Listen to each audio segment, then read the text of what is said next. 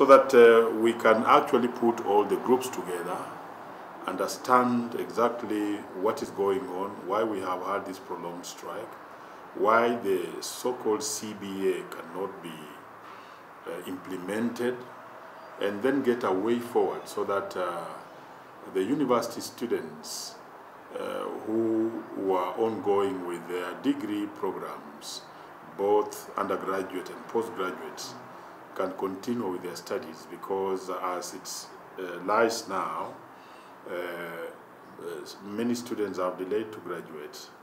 Some have stayed in the university for a little bit too long, and they should stay there. And the perennial strikes in our public universities is actually becoming dangerous for our young people who are depending on the universities and the education system and the government to actually enable them to go through the education system quickly. The best way of solving labor issues between an employer and the employee is the CBA way. Once you have a CBA, you agree on a CBA, you register it in court, and you implement it, there'll always be quell and calm in the industry.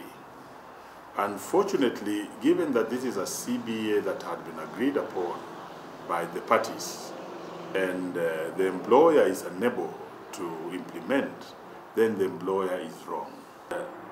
WASU, together with KUSU, rather all the unions for the universities, should actually enter with the employer, here meaning the government, into a CBA that is implementable. If this CBA is having challenges on implementation, I'm hoping when we meet them on Thursday, we should put them on table for every party to accept that, yes, we entered into a CBA and we registered it. But if there are any challenges in its implementation, then they must sit down and renegotiate on how it will be implemented.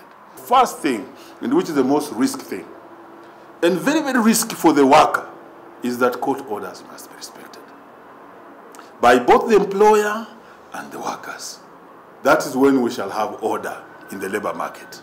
But the trend which this country is taking, where a court order is not respected depending on one's office, is an invitation for total anarchy.